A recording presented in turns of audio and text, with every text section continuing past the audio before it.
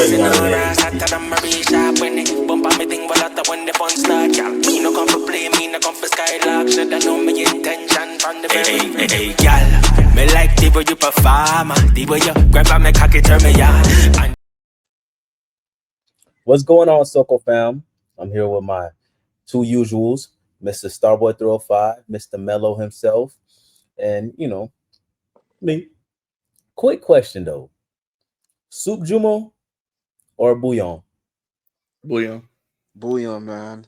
Bouillon. Can't go wrong with the boo to the young. And my question is, why do y'all like soup jumu or bouillon more? Like, what separates the two for you guys? I feel like with bouillon, like okay, I feel like obviously Sujumu is like a New Year's tradition, Haitian New Year's, celebrating our independence and all of that. But I just feel like it's something that's every year. Like it's you like you if you had it since you were young. So for me, it's like I've had it since I was young, but I'm not also a big soup person. So I just feel like it's too many things in there. I feel like it's just too many different stuff in there, and I just feel like like. It's not like I don't like it, bro. I don't like it, bro. It's just like it, like, bro. It don't like it doesn't hit for me. Like the bouillon be hitting, but it's like you're not gonna get bouillon. Like people are not like you're gonna make bouillon, but you're gonna probably end up making soup jumu more than you're making bouillon. Shoot, where I stayed, I got the bouillon way more, You got it way more. way more. Nah, I'm I got sure. the soup jumu way more. I got the soup jumu way more. My mom Remember, I'm makes soup sure my jumu way grandma more. got you a tub or a couple A big Tupperware over what? time, A but big bowl like that. A big, like bigger than a cereal bowl. Hey, listen, man. They be using the bowls, bro. the bowls, the butter pot, whatever that is, Yes. Mm-hmm. all that. Mm. Yeah, that was Me, that was a quick, intro because we still doing the intro. And Soko fam, we want to appreciate y'all for staying interactive. Thank y'all for commenting, and subscribing. So to kick today off, we got Mr. Karen Lacey being accused. I'm not too familiar with what took place here, so y'all might have to fill me in. well, I just want to jump, and just jump at it real quick. Kyron Lacey, he was a former receiver at the University of Louisiana State. He was projected to be a top pick in this year's draft. Mm-hmm. Fortunately, he got accused of getting into a bad motor accident. But come to find out, after 7 months later of an investigation, shout out to his lawyer, by the way. Shout out to his lawyer. I don't know his name, but definitely shout out to him. Kind of find out he never did the crime. He never did the crime, and he was not part of the crime whatsoever. All right, Jordan, if you want to finish the rest, go for it, man. All right. So basically, just to like my boy Mello said, we got Mello back this week, Soka fam. But just to say, like, basically, so you had this situation where I believe the person that died in the motor vehicle crash was, yes, because somebody died, right? So I believe it was I believe he was an ex, like a some type of not law enforcement, but some type of like he served in the Military. Yep. military. Yep. I don't know exactly what type of thing. So basically, they just wanted to get him out of here. So all right, he was like I'm not gonna say he was around the accident, but he didn't he didn't cause the accident or his car didn't cause it. But you know, footage came out now 7 months later after you had him because he was supposed to, he was supposed to be held upon the court. Like they're supposed to do a case, like he was supposed to go against go in front of the trial and go in front of a grand jury, and he literally like committed suicide. Yeah, bro, he committed suicide. I mean, it's just hurtful because it's Oh like, yeah, the LSU. mhm. Okay, this is So jogging my memory now. Yeah. yes, it really Hmm. is like so confusing because it's like, okay, if we're so a generation and we're such a world that everything we're big on technology, super big on technology, how come you're telling me there was no video evidence 7 months ago and now all of a sudden there's video evidence now? Seemed a And little then in sketchy. the video, it shows that the police is coercing one of the witnesses to blame him for the accident. Yeah, because he didn't like there was somebody else in his car with him, and there was also a lady that said somebody else caused the accident. But the officer literally like she pointed to the other car. The officer literally had her like, no, that's not what happened. He's the one that did it. And then they wouldn't even get a testimony from the person that was in his car. They just literally, we're not doing that. So, did that person get tried? No, that person didn't get tried. But what I'm saying is they wouldn't even let that person talk. You get what I'm saying? They wouldn't even allow the person to, give a statement. Okay. And do we have any like footage of any of this? No, we got. Come on now. Wow. We have the visual evidence at hand. DJ gonna drop the track. Okay, we got a great visual team here at Soko Fam. You know what I'm saying? They always bringing the latest and greatest. See the collision, which we're going to know is vehicle number. Yeah. So what you'll see is in the top left of the screen, you're going to see multiple cars just making their way south to Thibodaux, coming from Vacherie. At some point in time, you're going to see the collision, which we're going to know is vehicle number 2 from oncoming traffic colliding with the vehicle of Mr. Hall. You will see another vehicle come to a stop, and then you'll see Kyron Lacy come to a stop. He got his car right there. So as we've seen the video, it looks like the impact happens, and then Kyron Lacy is behind him. How far away was he from there? Well, yeah, that's the beauty of the investigative report that I now have my hands on. We know from data that Kyron Lacy did in fact pass 4 cars. There's no disputing that. Further north, Kyron Lacy passed 4 cars. However, he was back in his lane of travel, 92.3 yards.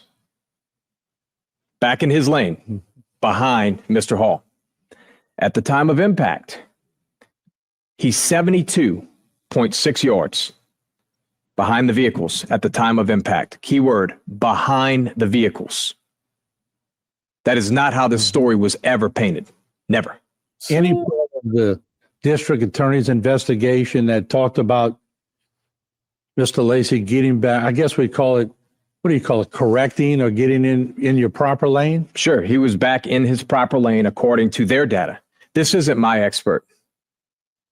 This is the investigation of the Lafourche Parish District Attorney's Office. So I'm here simply comparing and contrasting the District Attorney's Office with state police in this matter, their investigations. And in that investigation. Yeah. Wow. Yep. I feel like that family is gonna have to definitely file a suit, man. Oh, big lawsuit for sure. Big lawsuit, bro. They gotta sue the city, and I'm suing the department. I'm suing everybody. Suing everybody, like because it was reported that the police officer turned off their body cam. Like it's just so many different stuff, like so many different things that didn't make it. And it's like he would have literally been in the NFL right now. Yeah, they try to do him bad. But now it's an innocent guy lost his life. You know what I'm saying? Due to somebody else's negligence. So somebody is definitely gonna have to pay for that. But bro, it's like what sucks is that he's innocent, but he's not here to see him get justified. So justice can't be served. No, I'm not gonna lie to you. When this incident first came out, when I say first came out without the actual evidence, I'm thinking, oh shit, like another young athlete probably got caught up at the wrong place, wrong time. You got the Henry Ruggs situation. Right. Yeah. Right. You feel me? I really thought it was that type of thing. You feel me? Then as soon as the evidence came out, I'm like, oh wow, he was not nowhere near the accident whatsoever. So, it's just unfortunate. You feel me? Just to see how like everything just play out within those last 7 months. You get what I mean? Projected to be a top pick in the draft. You lost your life. You feel me? Now, boom, evidence came out to show that he was innocent all this time. Yeah, because what people don't understand is there's a lot of pressure put on these athletes and people. So if somebody knows a bag is going to be made off of you, and they could just withstand, however long the trial might be, and they're aiming after your funds, he might have thought that was the best way out for him. And not saying that's necessarily right, because we are advocates of mental health. So we hope that anybody that's going through that situation can seek some type of or refuge somewhere. Yeah, bro. True, bro. And plus, he was gonna make that bag in the NFL. Yeah, But he was a receiver, bro. bro. The next big thing. When have we not seen a good LSU receiver? The Dolphins could have drafted him, because Lord knows we sure What need. pick you guys had? Bro, I'm saying right now. No, what I'm saying, you had a top 10 pick, right?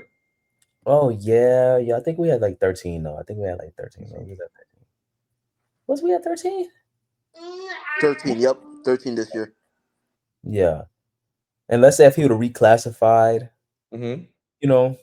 there's so many what ifs, and that's unfortunate. But to transition, because when it comes to Steph Curry and his love life, I feel like Ayesha finds her way. I don't know what's going. Soko fam, this week has been crazy for me. A little hectic. But finding my way back. Now, with this situation and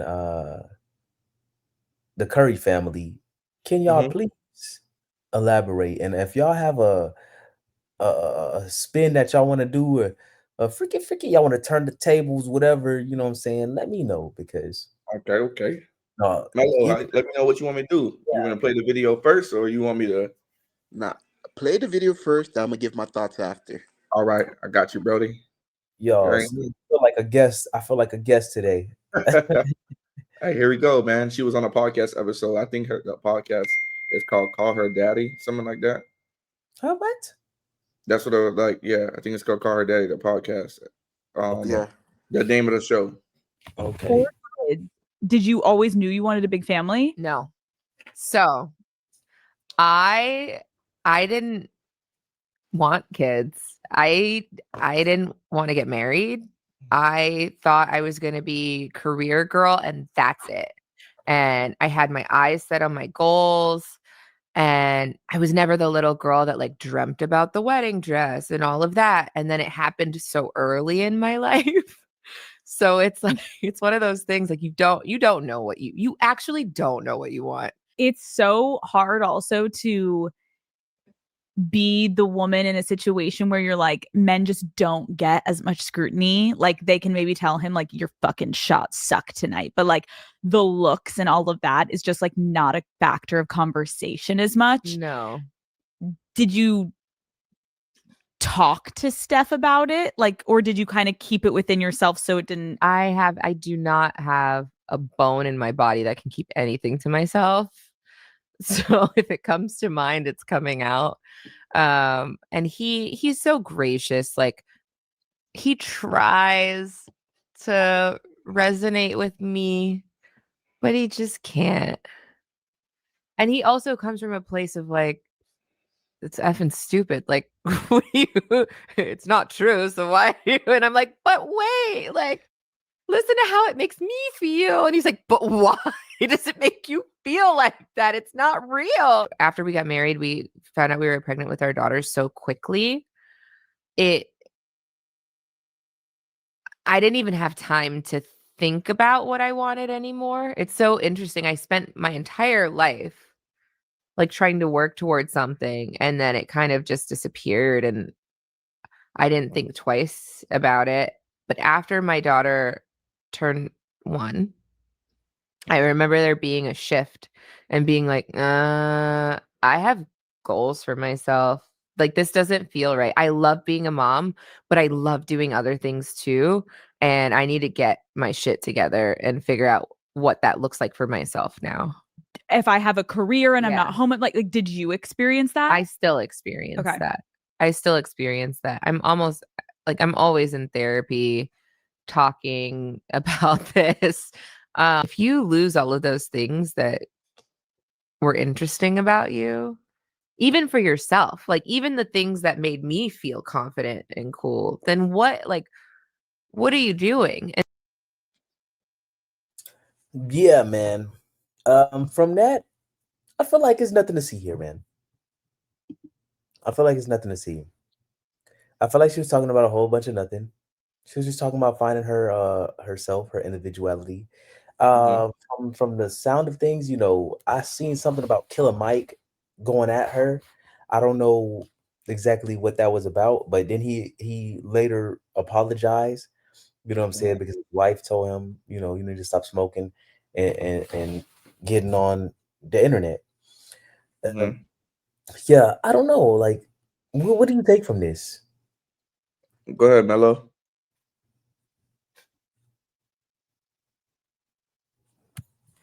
Okay. Hold on, Mellow? What's going on with Come on, Mello. Mellow? Dog. You got two Mellos. Yeah, we got two Mellows right now. Mellow, I can think you the hear other us? one. I Oh, it's think the I other one. removed that one. Yeah, Okay, okay. Yeah, Mello. Mellow, yeah, what? yeah. I Go So, mean, ahead, man. what are your thoughts on this, man? As far as ah, like I said, man, I'm trying to be as open minded as I can on the situation. I get it, you know, and I noticed that it's very common with like some women where like they say, "Hey, I didn't want kids. I didn't want to get married. I saw myself being a career girl. Being this, being that."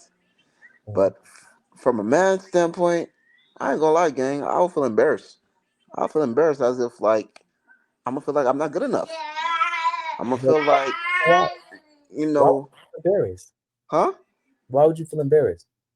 Why I feel embarrassed? Because it's like, you know, all the amount of time, energy, and investment that you've been with this person, and to see how they actually feel it's just OD, man. Okay, so now that you say that, right? Let's Right. say that you are in a situation where your partner is the breadwinner and you just stay home. You're gonna want to have purpose. You want to have drive. You want to have something to stand Mhm. on for yourself as well. Rather than just being known as the wife or husband of your partner. You want to feel like you're providing or bringing something to the table as well. So I just personally don't really see much in what she said. Mhm. So See, so so you go really ahead, don't Mello. see, so you don't see no harm to it. No, Oh, Yeah, I see a little harm to it. I see a little harm. facts. To it, yeah. I think about it in the. Bro, like, so you hey, feel but like this is not the first time she did something like this before. You feel me? She's been on a couple podcasts where like she reiterated the same thing. I'm like, bro, at this point, you pretty much sending a signal, fam. No, no, check this out. I feel like on other podcasts she has definitely gone rogue, but in this one right here, I'm just thinking it's more so like she's just saying like this is not what she's seen for herself coming into the situation. Now this is her life, Mhm. and she's learning to accept and grow in that role. There's nothing wrong with that because people's lives can take turns, take 180s. That's So it's facts. more so like I've seen her really try to embarrass him compared to this is more so like she's just stating her feelings on the matter at hand, you know? See, but like for me, the reason why I feel like there's an issue with certain things that she said is not so what she said. No issue on what she said. Because the same thing like you just said, she thought she was gonna be career girl, and then she got with an NBA player, which who she really didn't want. She only saw him as a friend, if we being realistic. That's what she told him. Hello. She only saw him as a friend. Yeah, that's what it was, Brody. So, I feel like you have to know certain things. Okay, if you knew Steph since they knew each other since not middle school, but since they were teenagers, you had to know that Steph, like, all he knows is family. He's been around family. His mom and dad didn't split until probably in his 30s. So you take that, you get into a situation with him, y'all reconnect, y'all gonna know he's in the NBA. His career is not what it is now, but his career is, this is when the ankle injuries were like it was stopping. You get what I'm saying? My only issue with Aisha said is like you're saying that like he tries to understand you, but he can't. That part. My issue with that is because I already know what it's gonna be. We're about to start basketball season. NBA reporters are gonna ask him about this. They're gonna ask about this. They literally just asked Klay Thompson about Megan Thee Stallion. So it's like they're literally gonna, because why? All it takes is one reporter to get one reaction out of Steph, and that one reporter is gonna go worldwide, where that one reporter is gonna go on podcasts, that one reporter, because we never seen Steph like pretty much catch the attitude of a reporter. We never seen that. We never seen Steph. It doesn't bother him.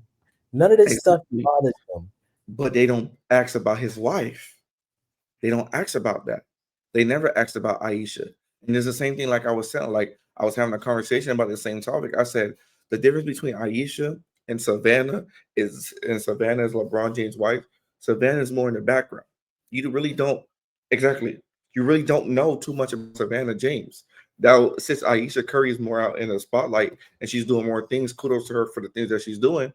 But when you put yourself out for more public view and you're talking about your relationship, if you go to therapy, you don't have to share what you're doing in therapy in a podcast interview.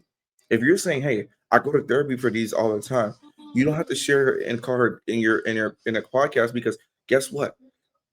That is literally generating a bunch of views right now, and it puts Steph in a bad light, because now it's like, oh, like you can't understand your wife, bro. Like you can't understand her. Yeah, I could see how the narrative can get misconstrued and taken that way. Like I think her choice of words are not the best, because people highlight certain moments and take it and run with it. Now, in some instances, I feel like that's a conversation they can have behind closed doors. Like, hey, how you worded that wasn't it? You know what I'm saying? Right. You kind of got me looking XYZ, like as if we don't have no type of connection. You know what I'm saying? And whether people think you have a connection or not, he seems not to care much. You know what I'm saying? She has a voice, she has freedom of speech. You know what I'm saying? However he runs or governs his relationship is totally up to him. I think in his situation, we haven't had one of these little slip ups in about a year or two, where she'll come on and just speak her mind. But I think this was on a milder level. I think, sometimes it's like the Tyreek Hill effect. Tyreek Hill does the look at me, look at me, look at me. And then now that the attention is on me, you know what I'm saying? It can either be positive or negative, but I just want the attention on me. You know what I'm saying? Now, granted, in this situation, she's, she finds her way on different platforms, and I think she finds her way to go viral. So it also brings revenue in her pocket. If she says something maybe outlandish, and maybe she knows how to work the internet like that. Some people have their ways on how to sway the masses certain ways, whether you look at them positive or negative. They don't, because it's bringing money in their pocket. So I'll just say this one was it is what it is. She'll be all right. He'll be all right. They got what? How many kids they got now? They got 4. 3. No, they got 4. My goodness, where have I been? They got Riley. Machine They gun. got 2 girls and 2 boys. Wait, then wasn't them? They got Cannon, and they got another boy. Wow, where have I been? I've been under a rock. Yeah. I They have could swear Riley. he I only had forgot the 3. other girl's name. I don't know. I forgot the other girl's name. Yeah. Riley girls, is here now. They just had like when they went to Paris, they just had like a baby. Oh wow. See, Yeah. man, it seems like celebrities be popping out kids every week, and then before you know, you turn around and the kid about 5, 6. So like Riley, Riley is the whole teenager, bro. We watched Riley grow up in front of us. Yeah, we did, gang. 2015, so at the presser for the NBA Finals, bro. Yeah.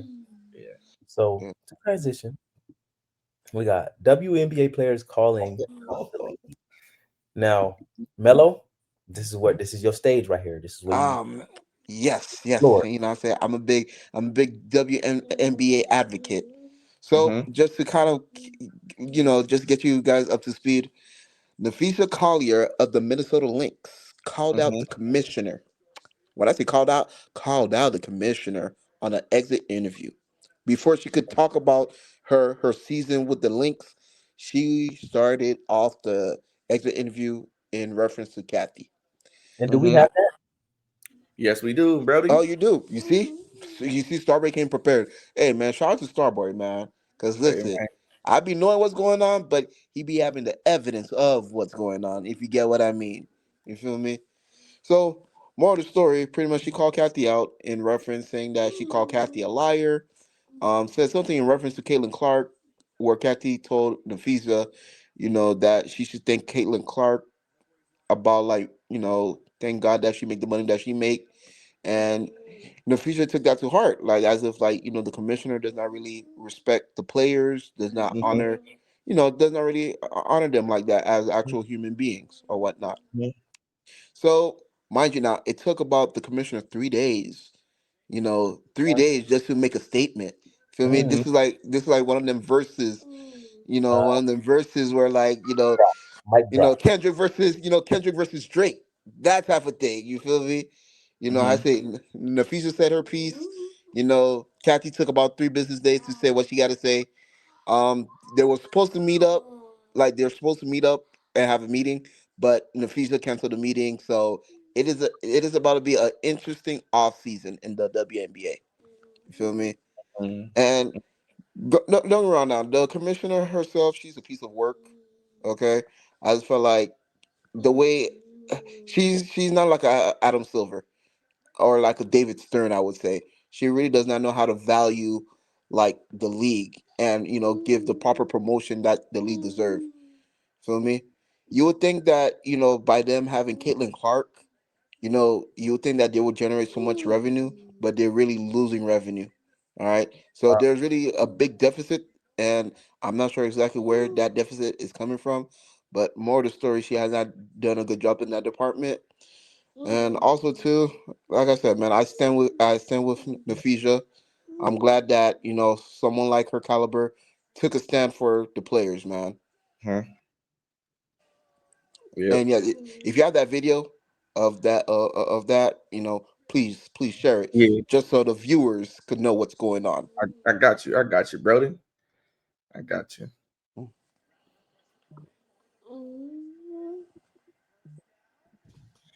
Thank you all for your time today. I have prepared a statement that I would like to make before taking any questions. All right. So first of all, I'd like to congratulate the Mercury for advancing to the finals. And I want to be clear, this conversation is not about winning or losing. It's about something much bigger. The real threat to our league isn't money. It isn't ratings or even missed calls or even physical play. It's the lack of accountability from the league office.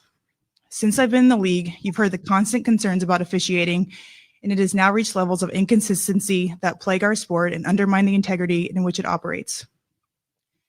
Whether the league cares about the health of the players is one thing, but to also not care about the product we put on the floor is truly self-sabotage. Year after year, the only thing that remains consistent is the lack of accountability from our leaders. Sorry, I had to walk here in my boot. I'm kind of out of breath. The league has a buzzword that they've rolled out as talking points for the CBA as to why they can't pay the players what we're worth. That word is sustainability.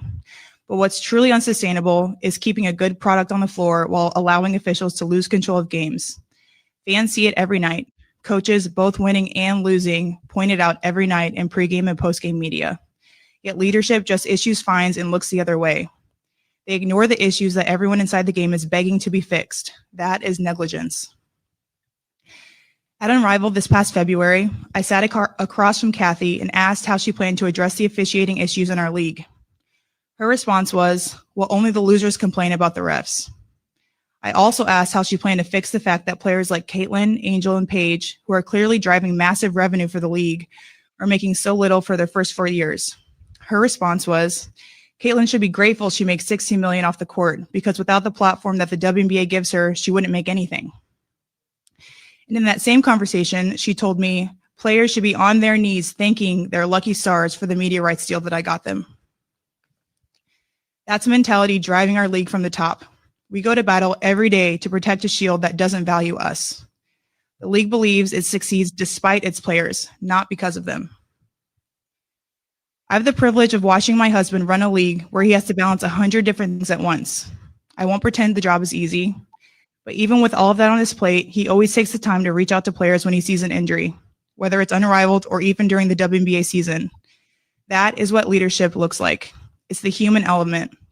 It's basic integrity, and it's the bare minimum any leader should embody. This year alone, I've gotten calls, texts, and well wishes from so many players across the league. Those moments remind me that sometimes there are things bigger than the results than this game we play. But do you know who I haven't heard from? Kathy.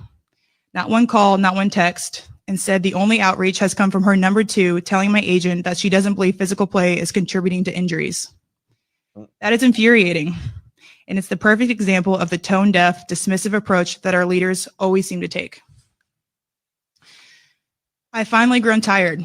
For too long, I have tried to have these conversations in private, but it's clear there is no intention of accepting there's a problem. The league has made it clear it isn't about innovation, it isn't about collaboration, it's about control and power.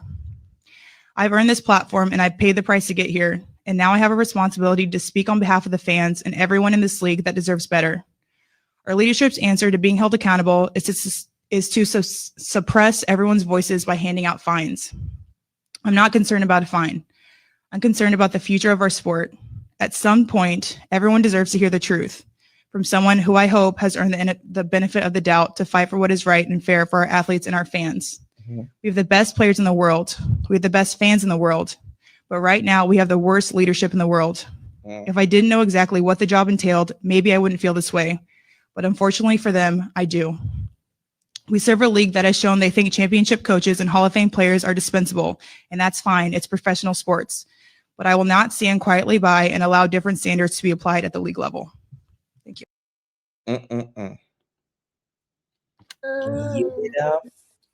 Yeah. She definitely. What Ellie like to say? She ate her up. Yeah. What they say? Clock it. Yeah. Now, I'm gonna be honest with you. In terms of the pay, I'm gonna be honest with you. They're not ready for that amount that they're looking for. This is just me being honest. They don't play 82 games like the men. You feel me? Like this season, they play 44. Next season, I'm hearing that they're boosting up to 50 games. Listen, man, I don't feel like, and this is me not being sexist or biased, but I don't think the women could endure the same type of treatment that the men face on a regular NBA season. Disagree, Brody. Now listen, fellow. From my perspective, you had me for a second. You just kind of jumped the ship that you had the boat, you had the paddle, you had the canoe. But you lost me. You lost me. You took the boat off the water onto the sand. Because I think women, if they can carry a baby for 9 months, bro, I don't think it's a matter of how much they can endure and what they can't endure. And the thing is, instead of making it a league that is maybe 4 powerhouses or 4 players that people a lot on, I think you know how most leagues have fluidity where you have a star or 2 on every team. And I'm starting to see that purely in the WNBA, but it's just they're not highlighting nobody but the main names as far as Caitlin Clark and Reese and them. But so let me tell you something, Soca fam. So if nobody knows, so Napheesa Collar, right? Her husband is the owner of Unrivaled, right? So Unrivaled Basketball, she's part owner with him, right? So Unrivaled is the basketball league that's in Miami that takes place after WNBA season over. Is when they have 3 versus 3, 1v1, all of that. Like that's pretty much where all the women go after the season is over. You know, I know they signed Angel Reese, they signed Paige Becker, they signed Skylar Digness-Smith, all of those different type of people. I believe, I don't know if Caitlin Clark is an Unrivaled. I don't think so. No, she's not part of it. that really pretty much all the other female basketball players are cool with unrivaled. And It's a threat. It's a threat to yes, the WNBA. but the reason why was that nobody also realizes that Nafisa Collar is the vice president of the WNBA PA. So she's a part of the board, like for for things to change. And it's like, during the All-Star game when they wear shorts that said like play players what they deserve, like or pay us what you owe us, something like that. I forgot exactly what the shirt said, but it's just like I gotta sit there and agree with her. Like, you gotta pay these women what you owe them. It's like you gotta think about it. Angel Reese and Clayton Clark's deal, I think is like in total is like 500,000 or 600,000, but it's like they're generating so much revenue. Why aren't they getting more money? And for the older players, like you're telling me Asia Wilson should be making over $1 million. Easy. That woman is about to be one of the greatest, not even one of the greatest, the greatest WNBA player ever. She should be making over $1 million. It shouldn't wait till basically her career is about to end. Because Asia, I would say she probably has like another 5 to 6 years left. Now I'm gonna say probably 2 to 3 years of peak left.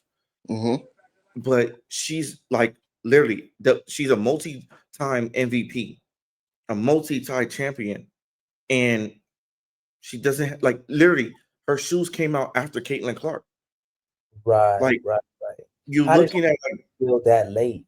You know what I'm saying? When she's the star exactly of the whole league, and on top of her being the star of the whole league, this woman, she remind me of a female DeMar DeRozan.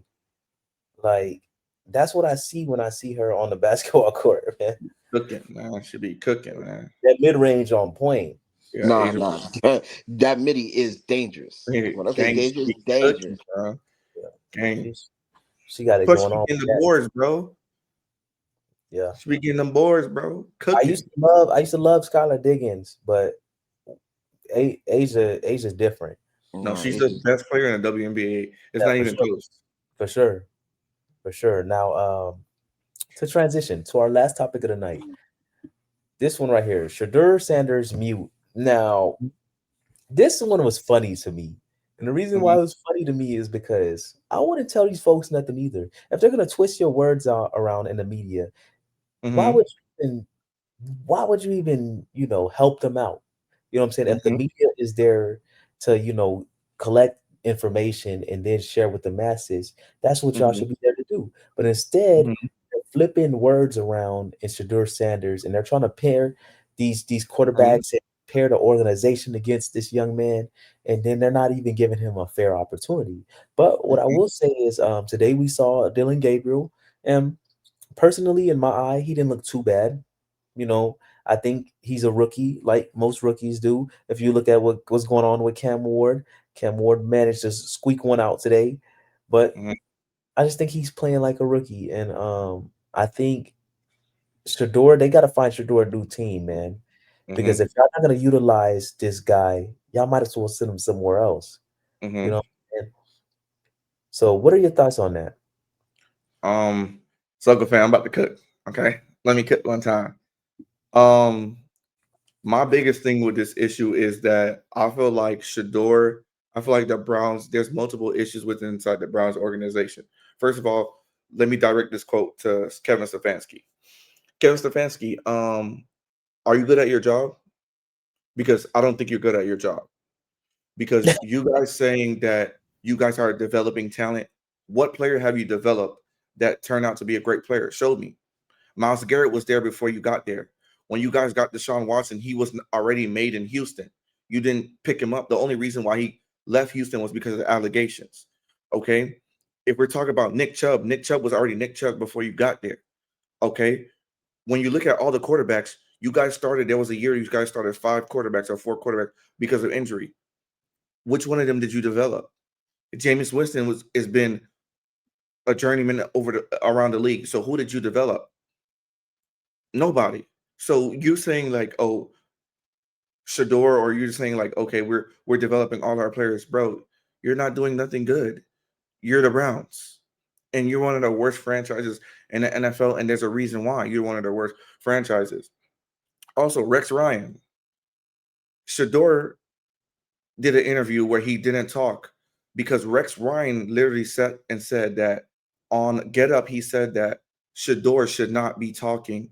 He should be sitting up in the front of the classroom with his mouth shut and listening. Rex Ryan, Shador is a 5th round pick, a 3rd string quarterback. Can you tell me how many 3rd string quarterbacks are the NFL interviewing? I'll wait. None. None. Why? Yeah, no. Because they bring no revenue to the team. But guess what? Shador's leading his team in jersey sales. Dan Orlovsky, you was a backup quarterback. Okay, so you and Shador, just because you're in the 5th round, you cannot tell a man how to act. You and him are not two different things. This is why I said the NFL made this situation more crazier than what it's been. For sure. If he was drafted in the 1st round, he would not be talked about as much he is talked about now. But because of that's where I'll disagree with you. You disagree with that? I disagree with that because if he's drafted in the 1st round, all eyes on him, whether he succeeds or fails. The spotlight would be bright, like let's say they insert Jackson Dart. I think the spotlight is now on Jackson Dart, even though these are all rookies. You know what I'm saying? They're gonna evaluate and watch you. But like you said, he's a 5th round guy. Why y'all interviewing him? But see, what made it even worse was I'm not saying the spotlight wouldn't have been on him, but what made it worse was people could literally see like the NFL. It looked like it was collusion. That's what it looked like because it looked like, okay, how is he not getting drafted? You're talking about the Browns. Let me ask you a question. Dylan Gabriel is a 6th. He went to college for 6 years. Yeah. So you could have got him in a draft last year. You could have got him in a draft last year. If Dylan Gabriel was so special, why did you not get him last year? You could have literally went to the school that he was at and say, hey, we want this player. Why? Because Dylan Gabriel is not better than Shador. Jackson Dart is not better than Shador. Tyler Shuck is not better than Shador. Y'all drafting all these quarterbacks and making it seem like, oh, they better than Shador. No, there was only one quarterback who we knew was going to get took before Shador. Cam Ward. That was it. Now, I don't know about Jackson Dart, man. Jackson Dart? I'm not saying he's not good, but what I'm saying is we pretty much knew the only quarterback that was going to get drafted before Shador was Cam Ward. On every most NFL players draft board, on college players draft board, Shador was the number 1 quarterback. Only some people had Shador before Cam Ward, but most people had Cam Ward first. Yeah, this is a whole blackball situation for sure. Exactly. And then you have the situation where it's like damned if he do, damned if he don't. You guys are asking him how does he feel that he's not starting. What do you think he's going to feel? Like you're asking him, what do you think you could do to be more ready? I don't know. Go ask Kevin Stefanski, because in practice he's not getting no repetition with the ones, not one, no reps with the ones. But you let Dylan Gabriel do it. Okay, the Browns. You knew Joe Flacco. Joe Flacco ain't faster than a snail. Okay, y'all knew he was damaged goods. Y'all found Buddy on the couch. Y'all should have left him on the couch. So what was the reason? I already knew he was going to finish the season. So you made Joe Flacco start the season for what? You don't let Shador get no rest with the ones. In mini camp, you were letting Kenny Pickett get rest with the one when he came from. They didn't see Kenny Pickett getting injured. That's what it was. Exactly. But guess what? You traded Kenny Pickett. You got rid of him. And then in the final preseason game, you wouldn't even let Shador run a 2-minute drill, but you let Tyler Snoop Huntley do it, and you got rid of Tyler Snoop Huntley. You cut him. So what are you doing? Like, it doesn't make sense. That organization as a whole, I thought my organization that I support was dysfunctional, but it does make me feel a little better and gives me hope to know that there are more dysfunctional organizations, a la the Jets. Yeah, it's a lot of those organizations out here. Dang, my bad, Melo. No, Melo knows. Melo's looking at the draft. And I got one more week till I'm looking at the draft too. So, me and Melo are gonna eventually start getting our mock drafts together. Yep. Why not? It's real soon for mock draft, but them damn Dolphins, man. I just, I'm sorry, Soko fam, that I have to come in front of y'all and just have such a long face sometimes. Like, I feel like the Dolphins, just being a supporter of this team, they age me by at least 5 years every time. You see, I was going through a crisis. I done shaved my facial hair, man, that I was working on, and yeah, it's like damned if you do, damned if you don't. But it feels good when you can kick the bucket, and then you Mhm. see that Melo's gonna kick it right back. Because we both just got bad organizations right now. Yeah, Well, no stability. I It's have faith always in the it's Dolphins will. always rebuild after rebuild after rebuild. If you Yeah, ask me that's how many rebuilds I've been a part of, God knows how many. I told you, it. bro. I feel sorry for y'all boys. I do. Hey, I'll 'Cause- say it like this, Melo. You were born in the wrong region of the world. All the building you doing, you should have been Mhm, further south, like South America. You're in the mhm. wrong place, Yeah, man. wrong place, wrong time. Yeah, because y'all losing next week again. Oh yeah, for sure, for Yeah, sure. Like now at this point, bro, I'm just going to favor the Y'all other lo- teams over the Jets, bro. yeah. Who y'all Yeah. playing? 'Cause, I mean, I Um, just do. we have the Broncos in London. Y'all losing that. Hmm. We're Y'all Y'all going losing to losing that. London. Y'all going to And they London just for? beat Philly today. that. Mm. Yeah, They that just beat Philly. Yeah, exactly. So Melo. I'm gonna boom. start Bo Nix this upcoming week, man. As you should, hey man, I won't be surprised. The next, I What? think. Let me go on this rant real quick Go ahead. about my Jets. Okay, let me go on this Hmm. fucking rant real quick. Okay, my head coach. I was never fond of the hire. Not gonna lie Hmm. to you. Even though that he is a brother. Yes, I am. I am all about minorities getting chances of becoming head coaches in the league. But I was never a fan of the hire. You feel me? I mean, he does seem like a good person, but as in terms Mhm, of a leader of men, I don't think he's a leader of men, bro. You feel me? Like, he preached one thing and the actions it's always something else every week. You know what I mean? The next, he has a tendency where like as soon as guys make mistakes, you cut them. You know what mhm, I mean? Like you cut them. And we be in these games like we're like we're struggling the first 3 quarters, Hmm. and like in garbage time, we're just stat padding at this Hmm. point. You get what I mean? I don't feel like we don't have an identity. You feel me? mhm, Like you came from Detroit.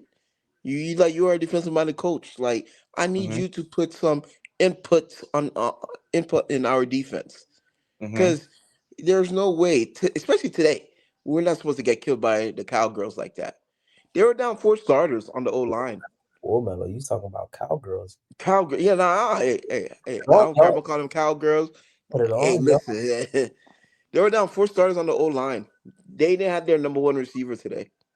Yes, down So, 4 starters in the O line. hey, let me ask you this, Melo. Yeah, And they have Devontae Turpin. no sir. Yeah, Melo, I saw Sauce Gardner getting torched today. So why don't y'all just package him up? No, he didn't he's get trying torched. to. He didn't get torched. I saw Well, him get torched. What you talking about when he he's talking gave up about the that touchdown? touchdown. You talking about that touchdown? That's the only No, thing he got scored on. Hmm. That's Every like the third touchdown he allowed this season. every Not week gonna. is something. no, but I don't think he was getting torched. It was a bunch of like when I was because I was watching it live. It was pretty much a bunch of hand fighting.